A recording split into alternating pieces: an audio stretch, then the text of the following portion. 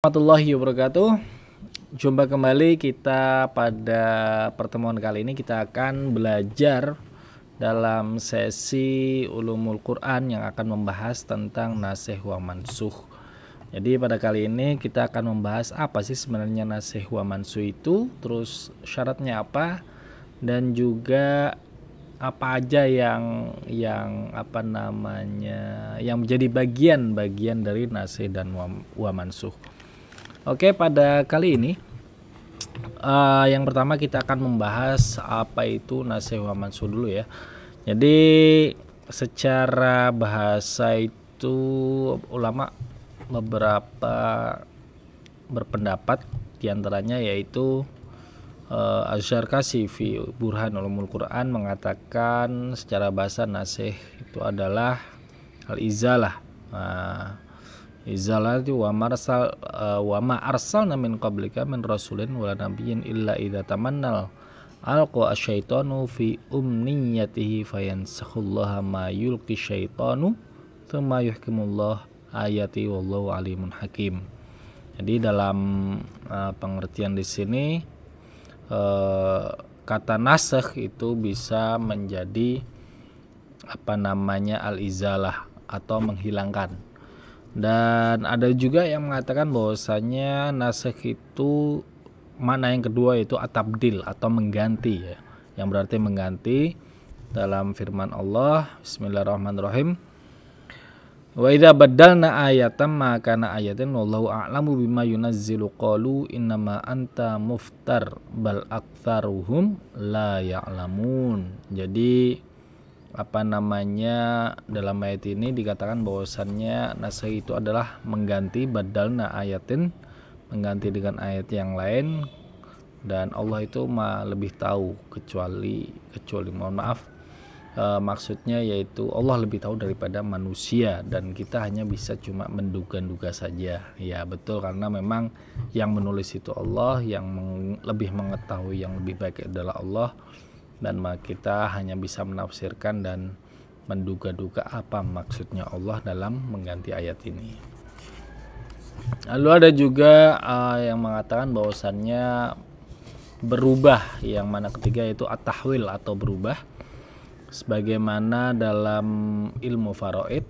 Lalu ada juga an-naql yang berarti mengutip atau memindah, seperti kata nasakhtu alkitab atau mengutip isi buku yang termaktub dalam Al-Quran, hakadza kitabuna yantiqu alaikum bil haqq inna kunna nastansikhu ma kuntum ta'malun.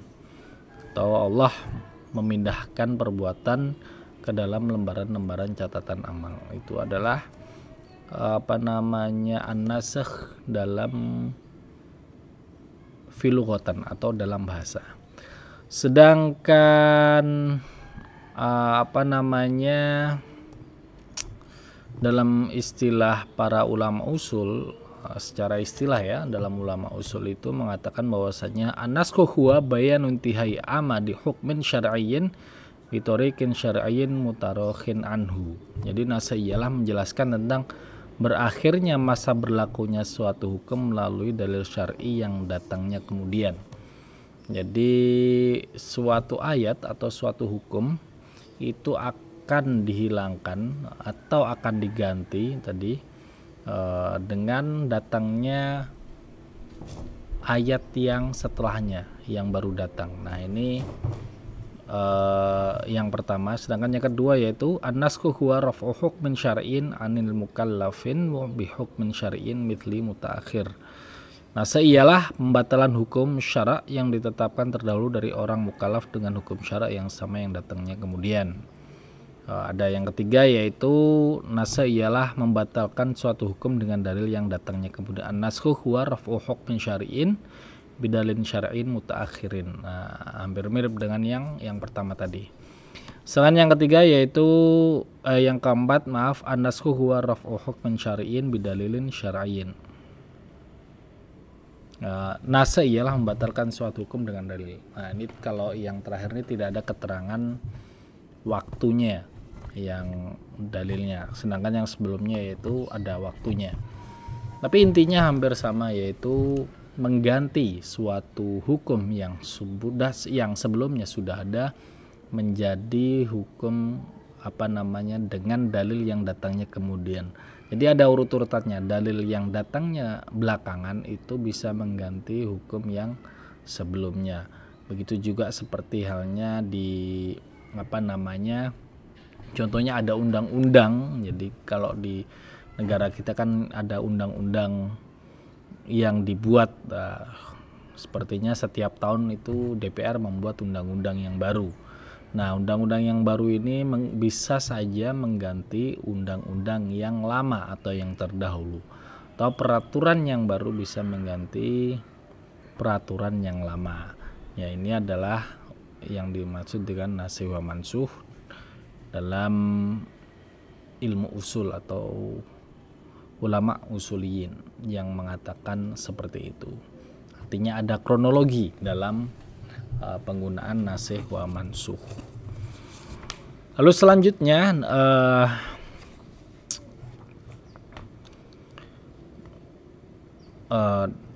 dalam nasikh wa mansukh itu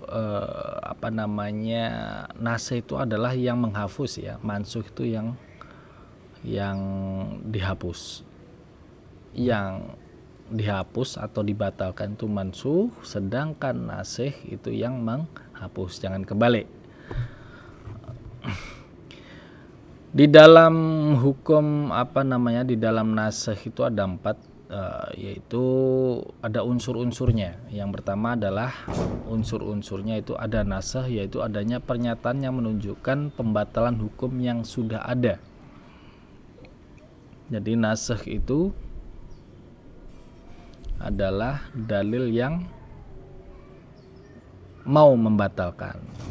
Sedangkan dalil nasikh itu pernyataan, Yang kedua adalah dalil nasikh, dalil yang datangnya kemudian menghapus hukum yang sudah ada.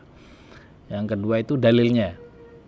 Kalau yang pertama itu adalah pernyataan, yang kedua adalah dalilnya, yang ketiga yaitu mansukh, itu yang dihapus. Yang keempat adalah mansuhanu, yaitu orang yang dibebani hukum. Jadi ada 4 unsur ya, jangan lupa. Yang pertama adalah nasikh, adalah pernyataannya. Yang kedua adalah dalilnya. Yang ketiga adalah ada yang dihapus. Jangan sampai nanti menghapus tapi nggak ada yang dihapus. Nah, ini nggak mungkin. Kalau misalnya ada yang mau menghapus atau mengganti hukum lama dengan hukum yang baru, otomatis yang hukum yang lama sudah ada duluan ya. Terus ada juga mansuanu, orang yang dibebani atau yang dibebani hukum tersebut. Mukallaf, kalau dalam bahasa fikih itu mukallaf atau orang yang dibebani, menjalani, karena kita semuanya adalah orang yang dibebani untuk menjalankan kewajiban. Adapun syarat-syarat dari nasikh, yang pertama yaitu hukum yang dinasikh harus bersifat syar'i. Di antaranya ya, yang pertama adalah bersifat syar'i, yang kedua adalah dalil yang berfungsi menghapus hukum berupa kitab syar'i yang muncul lebih akhir daripada kitab yang dinasikh hukumnya. Yang pertama adalah harus syar'i, yang kedua adalah kitabnya harus datangnya belakangan. Nah, nggak boleh datangnya duluan terus itu nggak masuk akal. Jadi hukum datangnya belakangan itu harus bisa menghapus yang sebelumnya. Yang ketiga adalah kitab yang dihapus hukumnya tidak dibatasi oleh waktu yang tertentu. Nah, kalau misalnya dibatasi waktu tertentu, maka tidak dianggap nasikh. Maksudnya gimana? Maksudnya yaitu dalilnya itu ada batasan waktunya. Seperti misalnya shaumi Ramadan. Nah, ketika kita shaum Ramadan atau kita berpuasa Ramadan, itu kan ada batas waktunya, yaitu 1 bulan lamanya. Dari tanggal 1 sampai tanggal 30 di bulan Ramadan. Nah, itu selesainya bulan Ramadan tersebut tidak dibatalkan oleh ibahatul iftar. Nah, boleh kita makan pagi di bulan Syawal. Jadi bulan Syawal itu tidak membatalkan puasa Ramadan. Nah, ini yang dimaksud dengan ada batasan waktunya. Karena apa? Karena bulan Ramadan sendiri sudah ada batasan waktunya selama 30 hari. Selama 30 hari, kalau sudah mencukupi 1 bulan, berarti sudah selesai hukumnya kita menjalankan puasa Ramadan. Jadi ketika besoknya kita sholat Idul Fitri, bukan berarti sholat Idul Fitri itu batalkan puasa Ramadan, tetapi puasa Ramadan itu selesai dengan sendirinya karena ada tahdid waktunya, batasan waktunya sebanyak 30 hari. Itu adalah syarat-syarat nasakh, diantaranya 3 itu. Dan ketika kita sudah berbicara masalah nasakh wal mansukh, bagaimana kita taunya bahwasanya hukum itu telah dinasakh? Nah, ini kan yang menjadi persoalan ya. Persoalan kita taunya kapan nih Ustadz, atau gimana nih Pak nih? Kita taunya bagaimana? Tentu saja ada pedoman-pedoman yang sudah kita rangkum. Nah, yang pertama adalah adanya keterangan tegas atau transmisi yang jelas dari nabi atau sahabat. Dan kalau misalnya sudah ada jelas pernyataan dari sahabat dan juga dari para para sahabat dan juga nabi, maka sudah keluar pernyataan tersebut, dengan sendirinya kita taunya dari situ nih. Kuntu nahaitukum an ziyaratul qubur fazuruha fanha fa inha tuzkaru bil akhirah. Maka seperti halnya di dalam ziyaratul qubur, contohnya tadi, yaitu Rasulullah sebelumnya melarang untuk ziyaratul qubur pada periode sebelumnya, tetapi setelah itu larang itu beliau cabut kembali. Nah, kalau ini sudah pernyataan sendiri ya, sehingga ini berarti yang dulu tuh nggak boleh, sekarang jadi boleh ziarah kubur. Nah, sehingga tidak ada alasan kita melarang-larang mereka untuk menziaratil kubur. Dan kalau di adatnya kita orang Jawa itu biasanya yang rame itu sebelum Ramadan dan juga sebelum Idul Fitri. Nah, biasanya kita atau setelah Idul Fitri kita ziarah kubur. Nah, jadi kalau misalnya ada keterangan waktu khusus, sebenarnya enggak juga, tapi itu hanya adatnya saja.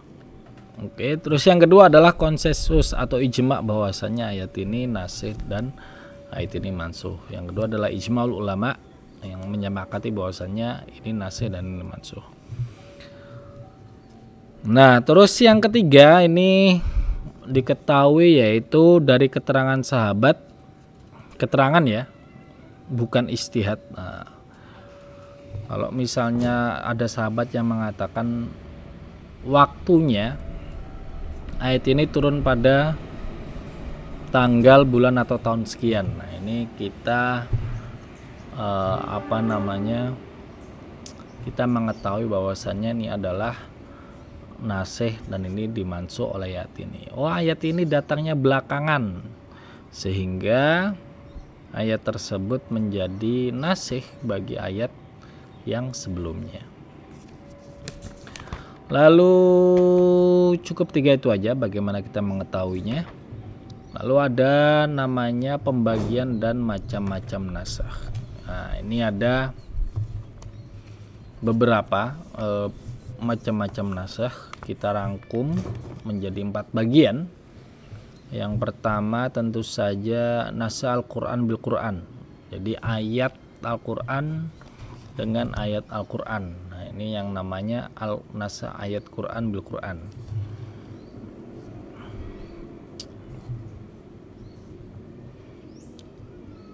Kita langsung ke contohnya aja.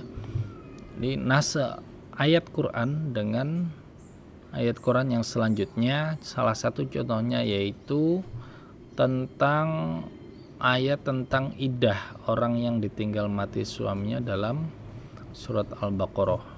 Nah, iddah itu masa tunggu wanita untuk boleh menikah lagi. Nah, ini yang disebut dengan iddah.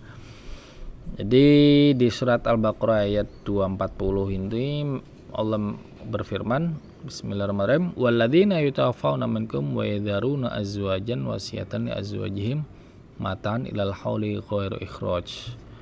Dan orang-orang yang akan mati di antara kamu dan meninggalkan istri-istri hendaklah membuat wasiat untuk istri-istrinya, yaitu nafkah sampai setahun tanpa mengeluarkannya dari rumah. Pada tersebut disebutkan bahwasanya masa iddah yang ditinggal mati oleh suaminya adalah selama 1 tahun.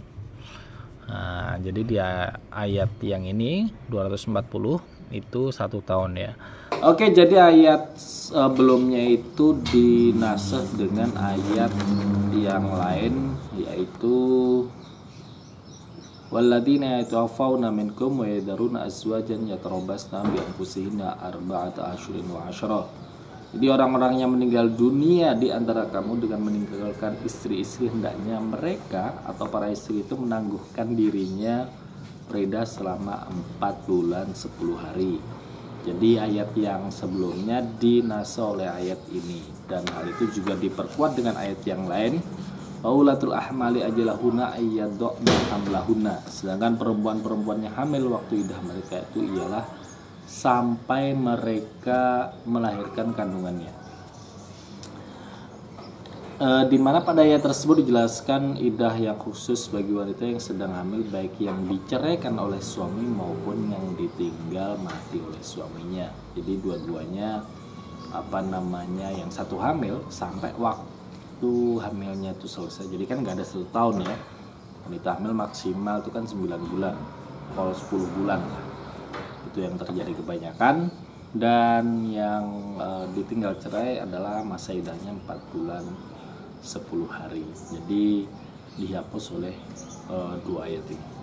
Sedangkan yang model kedua yaitu nasakh Al-Quran dengan As-Sunnah. Nasakh ini menjadi dibagi menjadi 2. Nasakh Al-Quran dengan hadis ahad. Nah, ini kan kedudukan hadis ada 2 nih, ada hadis ahad dan juga hadis mutawatir.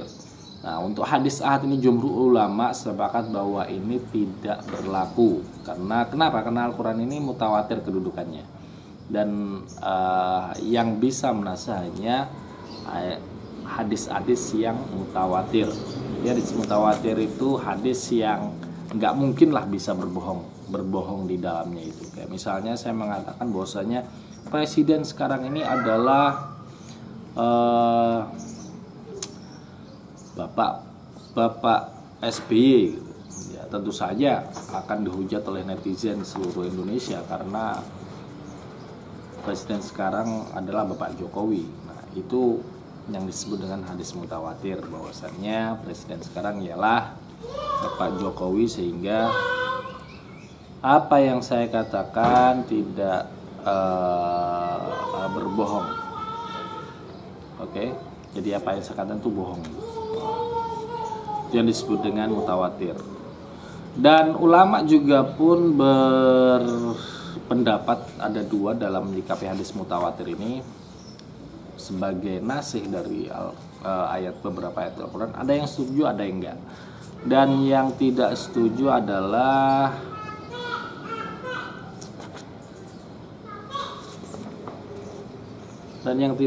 adalah mereka yang berpendapat bahwasannya manansa min ayatin aw nunsiha na'ti bi khairin minha aw mithliha. Apa saja ayat yang menasahkan atau kami melupakannya kepada manusia, kami datangkan yang lebih baik atau sebanding dengannya, yaitu jadi hanya Al-Quran manansa min ayatin aw nunsiha na'ti bi khairin minha. Jadi Al-Quran, ayat Al-Quran dengan ayat Al-Quran. Karena dasarnya adalah surat Al-Baqarah ayat 106. Sedangkan mereka yang membolehkan adalah mereka yang berpendapat ulama wa may yantiqu anil hawa in huwa illa wahyun yuha. Jadi di surat An-Najm ini ayat 4-5 mengatakan bahwasannya dan tiadalah yang diucapkan itu menurut kemauan hawa nafsunya. Maksudnya ini yang diucapkan oleh Nabi Muhammad, ucapan itu tidak lain hanya wahyu yang diwahyukan kepadanya. Itu adalah wahyu Allah. Itu ya. Terus yang ketiga adalah nasakh sunnah dengan Al-Quran.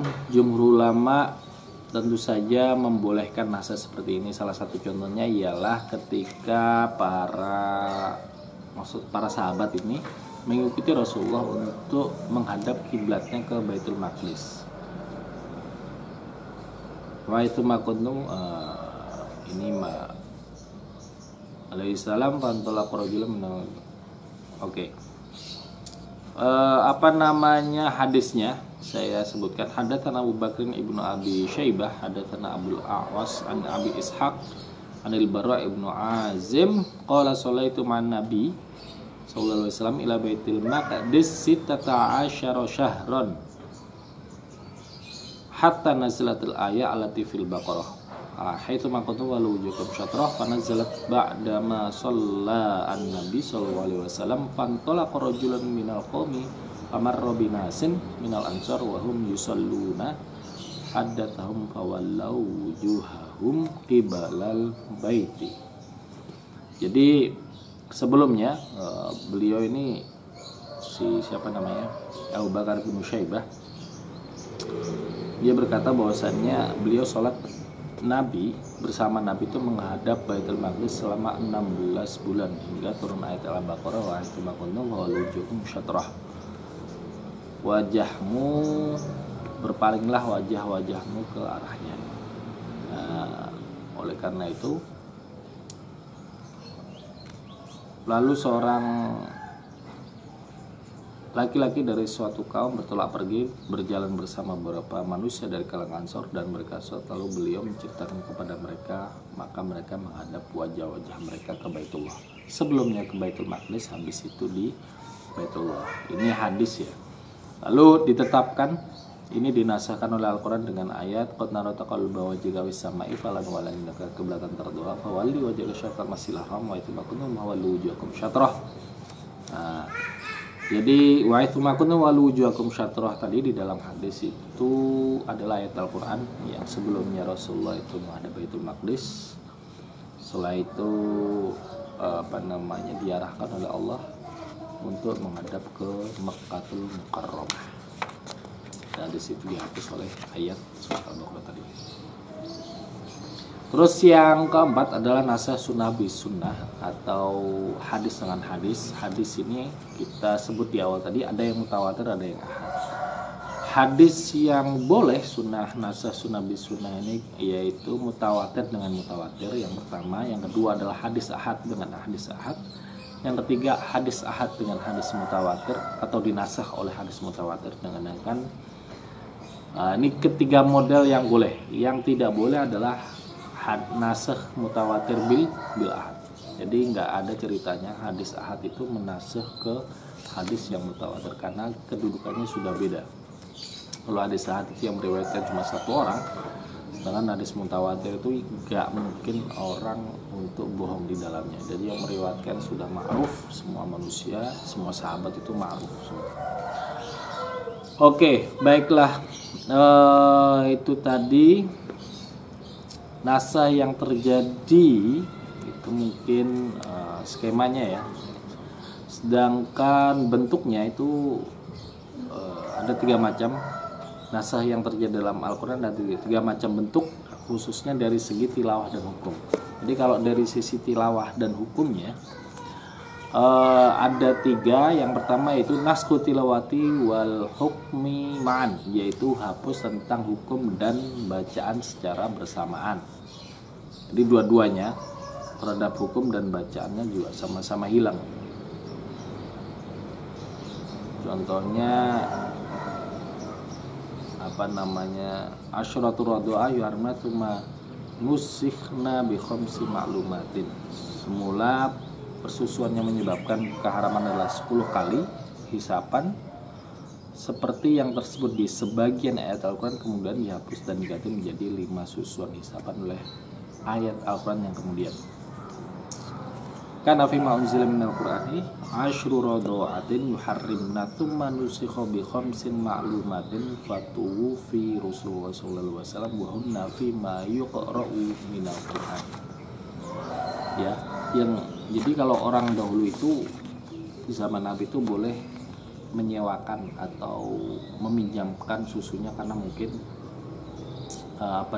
ASI ya, pinjaman ASI yang bayi-bayi yang baru lahir itu, karena mungkin ibunya nggak keluar ASInya, oleh karena itu ada persewaan. Nah, yang sebelumnya itu kalau misalnya ada ibu A dan ibu B yang menyewakan kepada ibu taruhlah ibu satu, jadi AB ini ke ibu yang satu, ini dua anak ini kalau misalnya sudah 10 kali hisapan, maka anak yang A yang B ini menjadi saudara, akhirnya diganti menjadi 5 hisapan, 5 susuan atau 5 kali hisapan, baru kalau sebelumnya sampai 10 mereka jadi saudara, lalu dihapus menjadi 5 kali hisapan itu sudah menjadi saudara.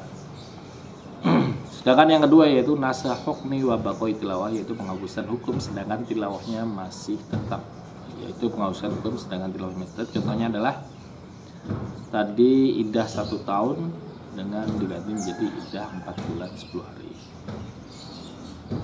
Jadi hukumnya itu diganti, yang 10 tadi menjadi 10 bulan ya, menjadi 4, lalu tapi tilawahnya masih tetap ada yang 10 itu tadi, nggak berubah, hukumnya aja yang nggak berlaku lagi. Dan yang terakhir yaitu nasu tilawati ma baqoil hukmi, penghapusan tilawahnya sedangkan hukumnya tetap berlaku. Tilawahnya hilang, hukumnya masih tetap ada, yaitu tentang rojam yang mula-mula terbilang ayat Al-Quran. Jadi dulu ada ayat rojam dalam Al-Quran, dan setelah itu dinasah dan diganti bacaannya, sedangkan hukumnya tetap berlaku. Asy-syaikhu wasy-syaikhatu idza zanaya farjumuhuma albattata nakalan minallahi wallahu azizun hakim. Orang tua laki-laki dan perempuan yang berzina, maka rojamlah keduanya itu dengan pasti. Ini termasuk ke dalam surat Al-Baqarah. Ini di dalam kitabnya Jalaluddin Abdurrahman Asyuti Al-Iqan fi Umul Quran. Oke, itu tadi ada yang kita bisa berikan, yang kita jelaskan kuliah pada hari ini tentang nasih wa mansuh. Sebenarnya masih banyak lagi, tapi secara umum gambarannya sedemikian rupa. Semoga bermanfaat. Sampai jumpa kembali di lain kesempatan. Syukur. Wassalamualaikum warahmatullahi wabarakatuh.